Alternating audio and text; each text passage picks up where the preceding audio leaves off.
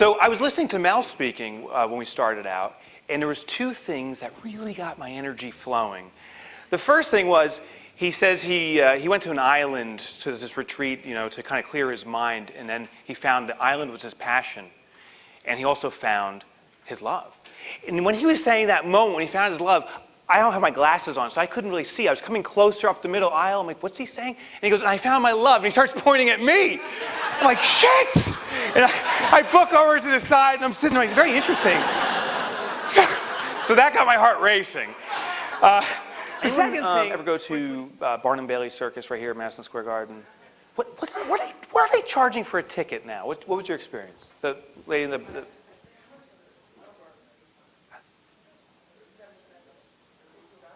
that was the whole conversation going on. 75, 50, 50. But it's like a bidding war. Okay. Well, be right behind her. What was your experience? Do you remember? $30, $27. What? Are you going to Ringling Brothers? Or did I paid like $125. I got to get seats, yeah. Oh, yeah. I didn't sit in the animal tent. All right, the animal cage. I'm kidding. I kid, because I care. So, Barnum and Bailey Circus, the average Madison Square Garden ticket, I guess it would be premium seating, is about $100. The runner-up to the big, sorry, I almost gave it away there, to the Barnum Bailey Circus is what circus? What's the other big one in New York City? The Big Apple. Big Apple. Big Apple Circus. And Big Apple Circus charges, on average, anyone know? They're about $25. So perhaps you were at the Big Apple Circus and you got screwed. You got totally screwed. So, Barnum Bailey Circus, $100 tickets, Big Apple Circus, $25. What's the problem going on here is if you are not the incumbent, the big established name that everyone knows, the only way you can compete is on price. The only way, because what happens is called an apples-to-apples comparison. To the consumer, to us, it's a circus is a circus. And there's one big circus is Barnum Bailey, and if it's anyone else, it's anyone else. So therefore, if I'm going to go to Big Apple Circus, or those freaky carny circus people, it better be inexpensive. Because otherwise, I want the best, Barnum Bailey. There's one circus, I already heard the name mentioned, that just knocked it out of the park. And they're charging about $200 a ticket. Cirque du Soleil. Cirque du Soleil.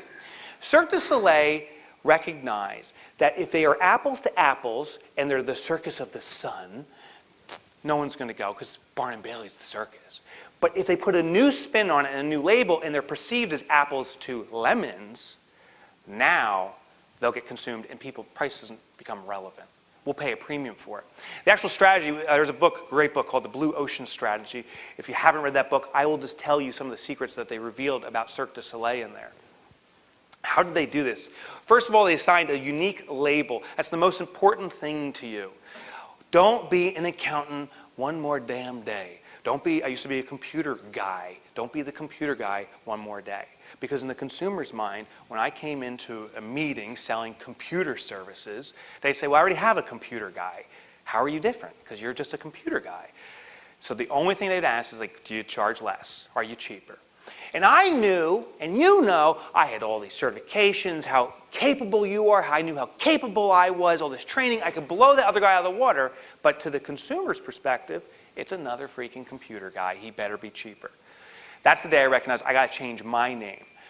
I changed it to Hedge Fund Technology Specialist, whatever it was. Hedge Fund HT, whatever. Dyslexia, it's all. So I changed my name. The perception changed dramatically. The target market I was servicing, they would pay any premium because now I wasn't the computer guy. I was something different. Cirque du Soleil did the same thing. They said, we're not a circus anymore. They used a blue ocean strategy. They looked at the existing circuses. Ringling Brothers is the one they really critiqued and said, what do people really like about the circus and what don't they like? Well, people love animals. Oh, we love the big tiger and the big elephant coming in, but we really aren't cool with animal abuse. You know, the tiger getting whipped and the elephant getting prodded, not so cool. So Cirque du Soleil says, well, we'll just put people in animal costumes. There's your animals. We'll have big elephants, which will be 4 people walking down the aisles. If you've ever seen Cirque du Soleil, and this way no one's getting whipped. And if someone's getting whipped, it's a person anyway. And we don't give a shit about other people. So, so they changed that.